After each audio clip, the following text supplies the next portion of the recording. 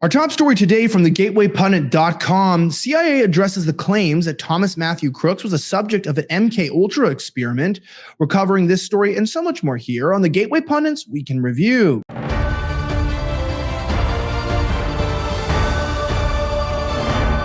My name is Elijah Schaffer, and this is the Week in Review, where we cover the top 5 stories of the last 24 hours in around 10 minutes. Our top story today from Anthony Scott reports the CIA is addressing the claims that Thomas Matthew Crooks was a subject of MKUltra. What is it that they said? Well, shortly after the FBI revealed that Thomas Matthew Crooks was the gunman at Trump's rally in Butler, Pennsylvania, who shot President Trump and killed former fire chief Corey Comparatori, hundreds of users on X speculated that Crooks may have been part of a CIA MKUltra experiment. As you'd expect with most ridiculous conspiracy theories, if this wasn't true, the government would just ignore it. However, MKUltra was a mind control experiment conducted by the CIA between 1953 and 1973, where agents used psychoactive drugs such as LSD and other chemicals on subjects without their consent in an attempt to brainwash and force the subjects to make confessions. In a response to the recent claims that Crooks was part of MKUltra, the CIA has issued a rare comment refuting the claims. CIA spokesperson told Gizmodo these claims are utterly false, absurd, and damaging. The spokesperson added the CIA had no relationship whatsoever with Thomas Crooks. Regarding MKUltra, the CIA's program was shut down more than 40 years ago, and declassified information about the program is publicly available on CIA.gov. Yeah, as if the CIA would let us know, right? So was the attempted assassination of former President Donald Trump earlier this month part of a secret CIA program involving brainwashed killers? That's the claim being made. When it was revealed in the 70s, the CIA had tried to develop mind manipulation program. MKUltra has become quite a meme in the 2020s. The CIA, for its part, decided to push back very publicly against these claims. This is crazy. Something that the agency doesn't often do when weird conspiracy theories are floating around the internet. This makes one wonder if they would go to such lengths to deny this. I mean, this is, look, I don't know if it's an MKUltra program, but let's talk about something more realistic.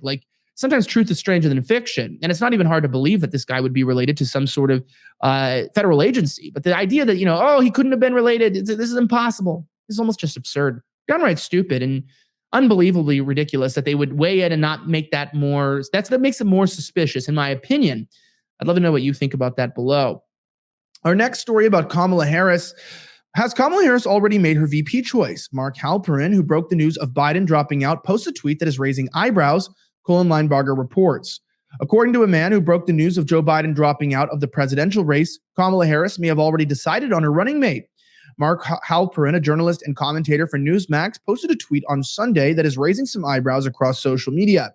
In his post, he included a picture of a smiling Harris with Pennsylvania Governor Josh Shapiro surrounded by a crowd of people, and wrote one word suggesting that he was a running mate. Choice developing, he wrote.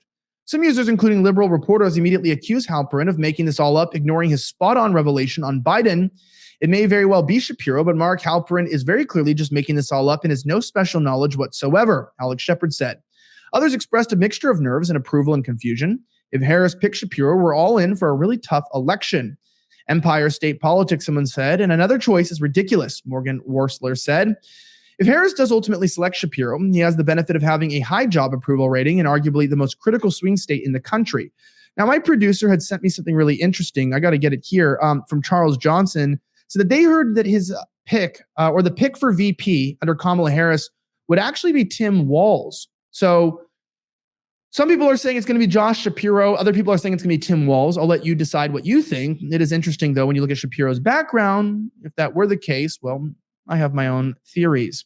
Our next story, watch as residents in Brooklyn neighborhood become upset after getting what they voted for from illegal immigration, Linebarger reports. One can only pity Democrats for expressing outrage over the consequences of their actions. Residents in Clinton Hill, a neighborhood in a heavily Democratic Brooklyn, took to the streets to express their anger over a migrant shelter in their middle-income community and demanded its closure. Fox 5 New York reports that the shelter, which houses over 3,000 illegals, has drawn the ire of residents who say that it's the source of increased violence and crime in the area. As Fox 5 New York reported, this comes after 2 men were shot to death and another was injured in 2 separate shootings last Sunday night. Those who spoke up at the rally expressed horror that their neighborhood was about to return to the dark days of the late 80s and early 90s before Rudy Giuliani was elected and saved the Big Apple. We are here today because there is an attempt to put our neighborhood back 30 years in time when there were stabbings, drugs, assaults, fights, fear, and killings. It used to be called Murder Avenue. Renee Collymore, a Clinton Hill resident who spoke at the rally. Many others put the blame squarely on Mayor Eric Adams. Mayor Adams, you have the blood on your hands, said Aaliyah McKee and another Clinton Hill resident. You can watch the full 4-minute video from Fox 5 on our website, thegatewaypundit.com. Apparently, this region voted like 96% for Biden-Harris. I'm not entirely sure if those are backed up stats. That's what I saw from one reporter. It could be less, but I know that it was a Biden area. So, I mean, it's sad, but you get what you voted for. Speaking of Thomas Matthew Crooks, new leaked messages from Trump Countersnipers moments before assassination attempt are released, showing great incompetence or downright negligence, maybe intentional.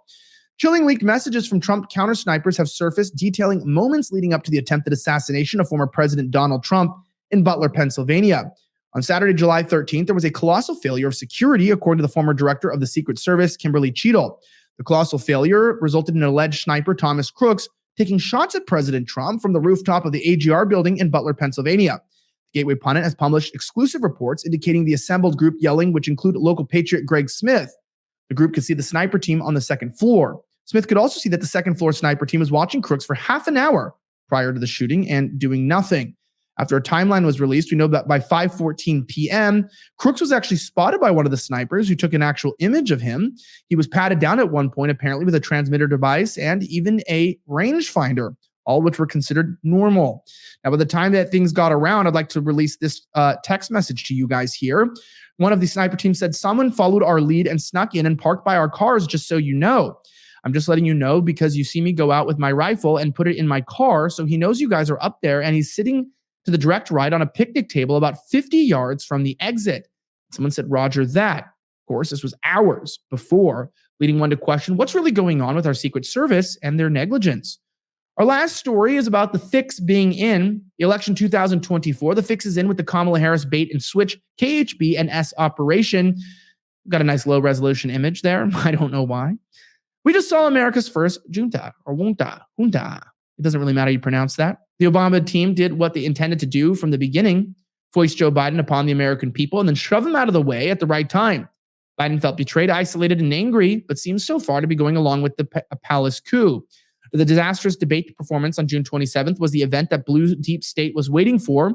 They immediately disabled Jill and Hunter, and Biden either signed or someone signed for him the odd letterhead-less memo that has now been released and will become one of the artifacts of American history, unless it is purged from internet by big tech corporations with federal law enforcement and intelligence. After the assassination attempt where DJT took a bullet for America, immense but failed lawfare, and an incredible convention that showed a tidal wave of energy, the Blue Deep State staffers knew they had to make their move. Nancy, Chuck, and likely the Obamas, at the risk of being ageist, told Joe that he was out. An amazing turn of events where Democrats voters had and already chosen their candidate for the presidency were overruled. Just like 2020 and 2016, the D voters were played, and now we all have to live with the Kamala Harris. The strategy to keep Harris, her radical ideology, and her lack of accomplishments out of the media spotlight for as long as possible. Kamala is a radical who waged war against black males in California through unprecedented incarceration in the 1990s.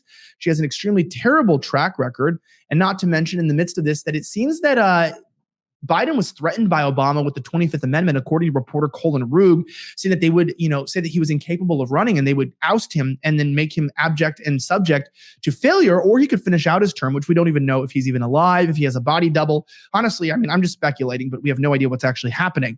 Now, in retrospect, we know that this was a coup, but again, nothing will be done because our side likes to lose. We're too busy fighting Nick Fuentes and the Groypers or trying to shut down anybody who's a white nationalist rather than trying to defeat our enemy, the communists, the Bolsheviks, these revolutionaries and individuals who have taken over our country and are not allowing us to go forward. Rather than policing ourselves from these extremists, as we claim, in our ranks, it's so important that we stop doing this ridiculous infighting and start uniting to go against these individuals. But why won't we? Well, because they control our party, the Republican Party. The same people that control the left control us.